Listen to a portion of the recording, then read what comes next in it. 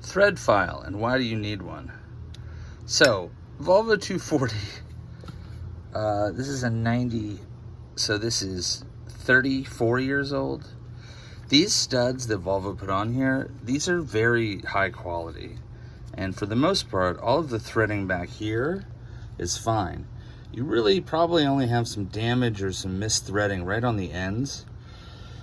Aftermarket metal sucks. I mean, that's the reality in 2024.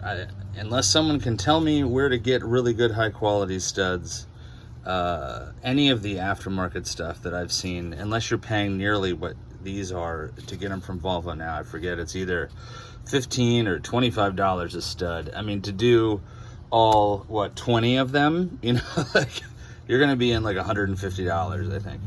So with a thread file, these are 1/2 inch by 20. Let me just show you. I've done a first round on all of these. These are all pretty good. See how this just spins right on? All right, I get a little tiny resistance there, but that's almost to the point where it seats, and so that's because of the dirt in the back. Same thing on this guy. See, I'm also just kind of throwing these on here. I don't know if you have to try to get them, you know, lined up perfectly. But what the thread file does is it actually just gets the thread back in line. This is designed to ride along the channel of the thread. What you need to do is get one. See how this is 20, so this is the 20 threads per inch.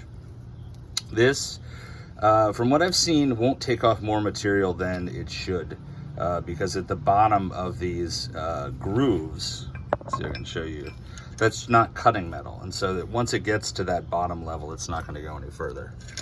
I have used this on things other than studs. Let me show you here on this guy. This guy, I got to do a few more passes. I just did the same thing over here. So if you find yourself and you're like always struggling to start a stud, you know, but then by hand, but then maybe if you use a ratchet, it's like, oh yeah, it kind of goes on there. Most likely what you just need, see, I finally got that to go on there, but I'm feeling some resistance in there.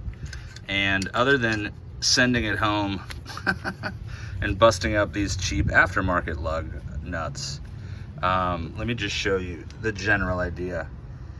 So you find the 20, you can go both ways. Like I said, I've used this on more things than just studs. And what you do is just sort of find in the channels it'll locate itself.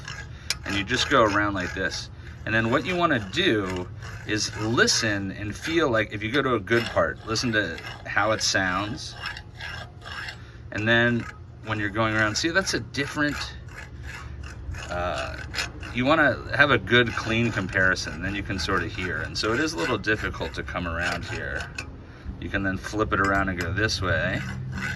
And bear in mind, it is going to find its channels, right? So don't think of this as like sandpaper, where you're just going, you know, like if you lay this on here, this is going to drop right into one of those sets of channels. And so you just go around and be careful as you want to go slow, because you want to listen for where the wear spot is. And you can look too. Sometimes it's very obvious when you're looking at studs, and you can see like one that's bent over, and this will get that cleaned up. And then always make sure you switch back to 20. So if you have one that is kind of demolished and flattened, what it will do is clean up the space on the sides. So if it has been flattened down, you're then going to have a shorter thread, but you'll be able to lock it in there. And all things considered, especially right on the end here, you're not even clamping on that. So this is mainly just for ease of getting the lug nuts on there, and to make sure you're not cross threading or having a lot of extra material sort of get into where the nut is. So that's all you got to do, and just go around. And then I don't have my towel here. You know what you'd want to do is have a nice, really clean cloth that you can get all the metal shavings out of there, and then try the lug nut again and do it that way. But you know what? I'm waiting for my brake calipers to become unseized on the things. So let's just see now if this guy, a little bit better actually. Still bottoming out there about 3/4 in. So I'm gonna clean this up and go around there. So thread file, 10, 15 bucks on Amazon. Always good to have. Also for undercarriage bolts, things like that, where you're not like the cross members, So those just get threaded up into the body. If you got a little bit of a weird spot, you can clean those guys up. Not anything I'd use for super load critical on the suspension, but for the, you know, cross member bolts, any of that kind of shit, any other weird stuff you might have. I used it for a boat steering wheel nut that would have ended up costing me like $150 for the whole, you know, like steering mechanism. And this cleaned it up great, so get one.